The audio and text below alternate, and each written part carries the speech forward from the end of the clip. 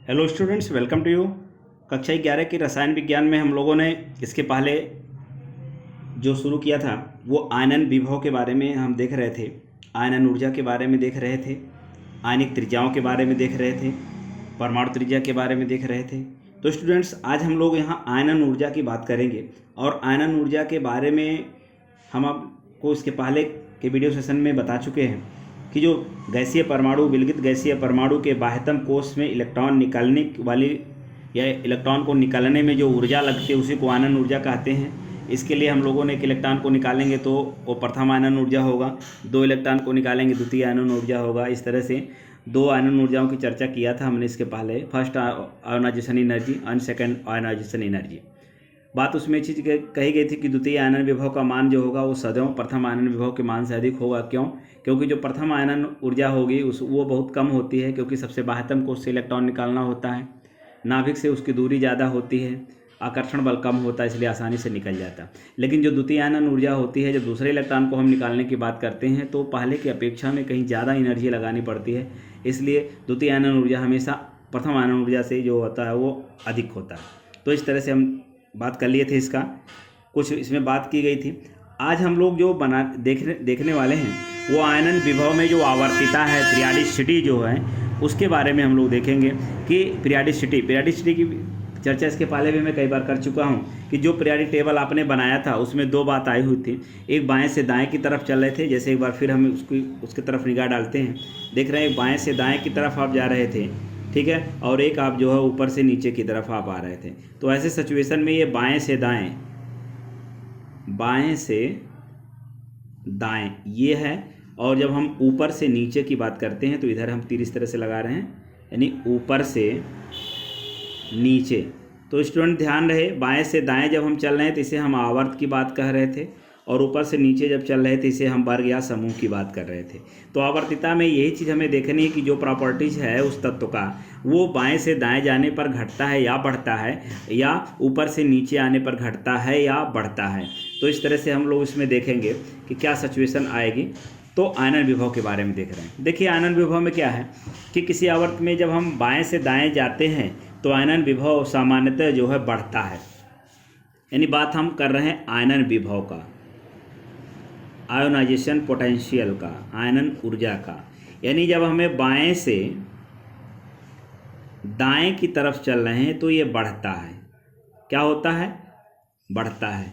लेकिन कहीं कहीं कुछ अपवाद भी हैं, इसलिए हम इसको बोलेंगे कि अपवाद को छोड़ करके। कौन से अपवाद हैं उसको हम अभी चर्चा कर ले रहे हैं। अपवाद को छोड़ करके आयनन विभव क्या होता है? बाएं से दाएं जाने पर बढ़ता है।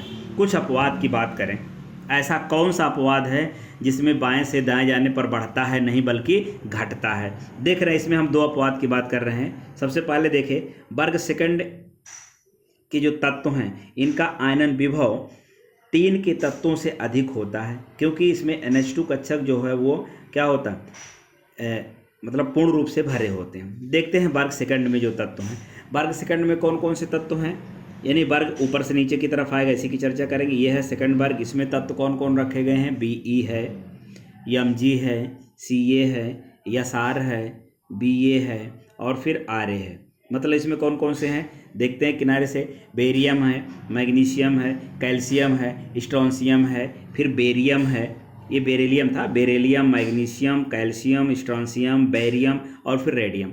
ये हैं वर्ग आपके सेकंड ए के तत्व हैं। ओके, वहीं कहा गया कि जो है 3 के तत्वों से अधिक होता। और वर्ग 3 में कौन कौन से तत्व रखे गए हैं? वर्ग 3 में आपके तत्व रखे गए हैं, ये स्कैंडियम है, Sc, फिर इसके अलावा जो है यट्रियम है, Y, और उसके अलावा फिर यहाँ लैंथेनाइड और रेक्टेनाइड इसी कैटेगरी में कुछ आते हैं, आवर्स 6 और 7 के।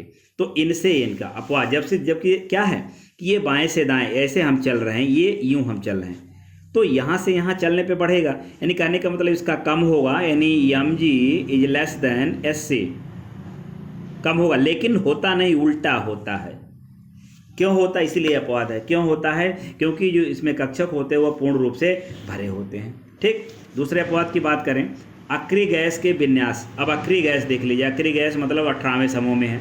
कौन कौन है स्टूडेंट्स? हीलियम है, इसके अलावा अगर हम देखेंगे तो नियान है, इसके अलावा आर्गन है, AR से रिप्रेजेंट करते हैं, AR 18 होता है परमाणु क्रमांक। इसके अलावा क्रिप्टन है KR, फिर जेनॉन है, फिर इसके अलावा रेडॉन है। ये आखिरी गैस है 18वें समूह में। स्टूडेंट्स ये ऊपर से नीचे की तरफ हम चल रहे हैं, वर्ग हैं। हीलियम है, इसके अंतर्गत हीलियम, नियान, आर्गन, क्रिप्टन, जेनन, रेडन। इसका 2 होता है, इसका 10 होता है, इसका 18 होता है, इसका परमाणु क्रमांक 36 होता है, इसका 54 होता है और इसका 85 होता है। ठीक है, 86 होता है, सॉरी 86।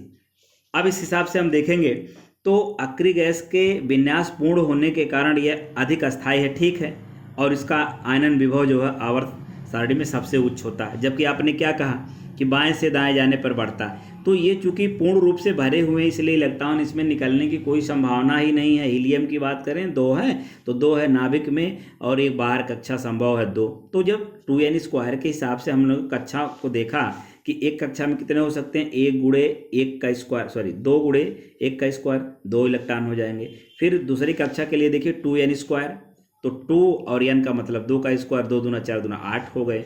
तीसरी कक्षा की अगर हम बात करेंगे इस हिसाब से तो हम देख रहे हैं कितने हो जाएंगे, इसमें 3 की बात करेंगे 2 गुणे 3 का स्क्वायर, 3 त्रिका 9 दूना 18 हो जाएंगे। तो ये जहाँ 2 पाए जाएँ बाहरी कक्षा में, 8 पाए जाएँ, 18 पाए जाएँ, तो इनमें हम लोगों का क्या होगा कि कक्षाएं पूर्ण रूप से भरी होंगी, इसलिए इनसे इलेक्ट्रॉन को निकालना जो है टेढ़ी खीर साबित होगा। मतलब ज़्यादा से ज़्यादा एनर्जी लगेगी या कह लिया जाए कि संभव हो पाना कठिन है, इसलिए इसकी उच्चतम सबसे ज़्यादा उच्चतम होती है। अब देखिए 2 इलेक्ट्रॉन है, अब 2 इलेक्ट्रॉन को कहाँ निकाल के ले जाएंगे, संभव नहीं है।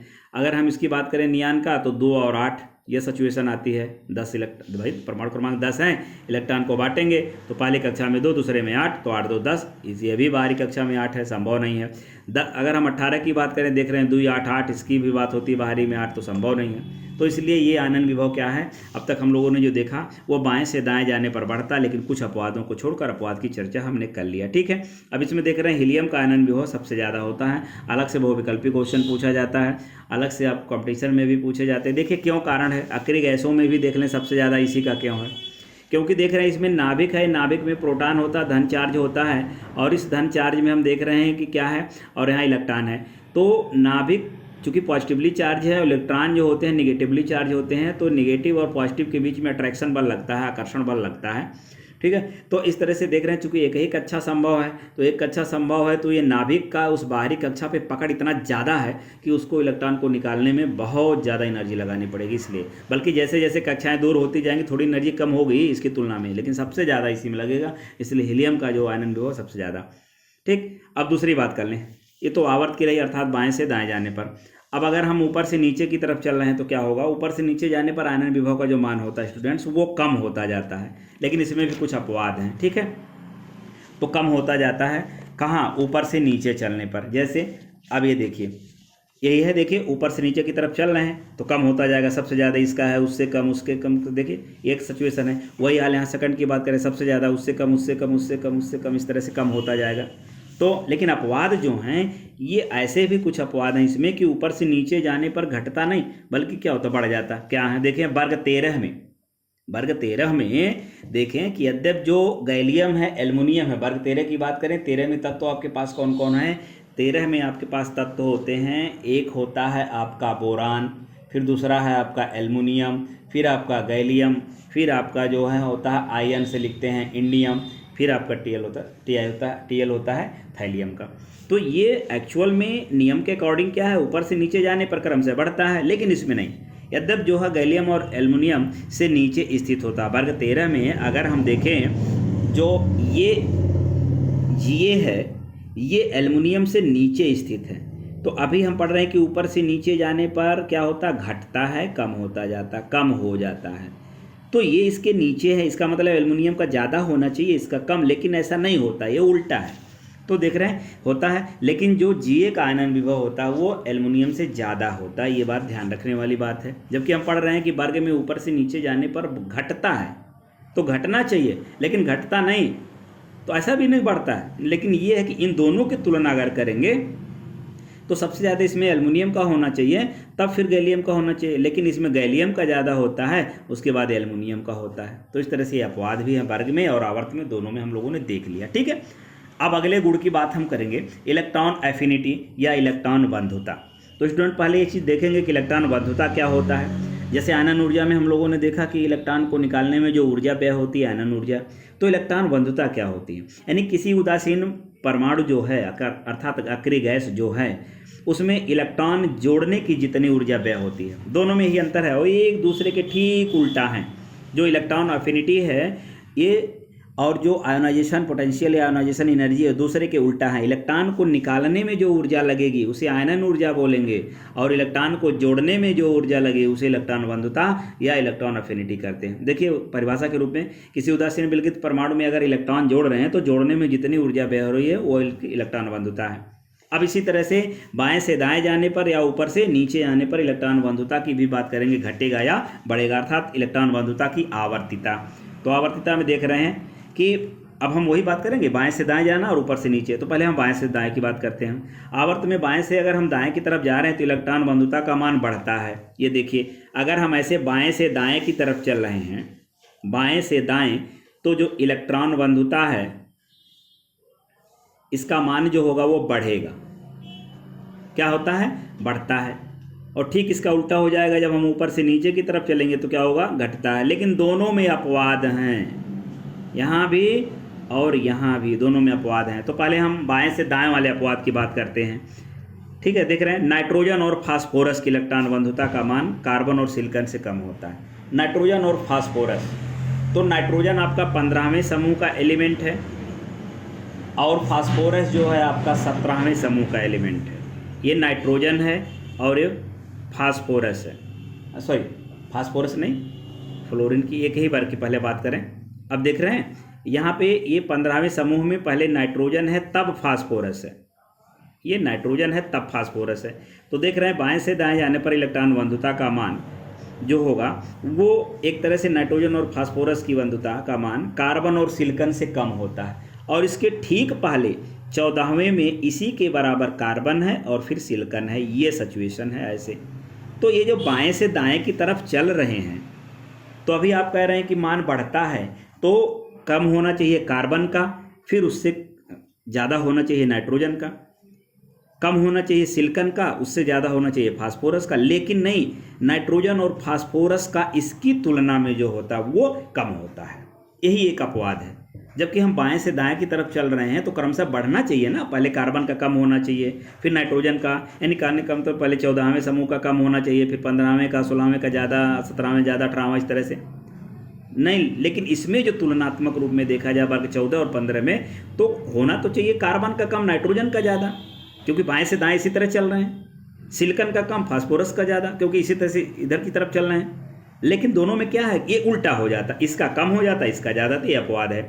अब उसी तरह से अगर हम देखें कि इसमें भी सबसे ज़्यादा अगर पूरे पीरियोडिक टेबल में बात करें तो जो फ्लोरीन है 17वें समूह का एलिमेंट, इसकी जो है इलेक्ट्रॉन बंधुता सबसे ज़्यादा होती है। सबसे ज़्यादा इलेक्ट्रॉन बंधुता अगर है तो सबसे ज़्यादा इसी की होती है। फिर इलेक्ट्रॉन बंधुता में जो ऊर्जा होती है मुक्त होने के लिए इसे हम जो है ऋण चिन्ह का प्रयोग करते हैं, ये भी बात जानना जरूरी है। अब वर्ग की बात कर लें। वर्ग में जब ऊपर से नीचे जा रहे हैं तो ठीक हमने उसी तरह से कहा कि ये घटता है, जब इसमें बढ़ेगा तो इसमें क्या होगा, घटेगा। देखिए जब बाएं से दाएं चलने बढ़ रहा है तो ऊपर से नीचे चलने पर क्या होगा, घटेगा। लेकिन कुछ अपवाद हैं। अपवाद है तृतीय श्रेणी की आवर्त में इलेक्ट्रॉन बंधुता द्वितीय श्रेणी की आवर्तितों की बंधुता से अधिक होती है, यानी दूसरा तीसरा। दूसरे में कौन कौन है, यहाँ हमने लिखा था, ये हैं बी मक्स ये सरबरा, तो ये जो है दूसरे आवर्त के हैं। अब तीसरे आवर्त में जब चलेंगे तो जाहिर सी बात है कि ऊपर से वर्ग में तो ऊपर से नीचे जब चलेंगे तो क्रमशः एक तरह से देखा जाए तो घटेगा। लेकिन हम लोग देखते हैं तृतीय आवर्त के तत्वों की इलेक्ट्रॉन बंधुता द्वितीय आवर्त के तत्वों की अधिक हो जाती है, यानी तीसरे में जो हैं इनसे ये ज़्यादा हो जाती है। तो ये थोड़े अपवाद हैं, इसको आप लोग देख लेंगे।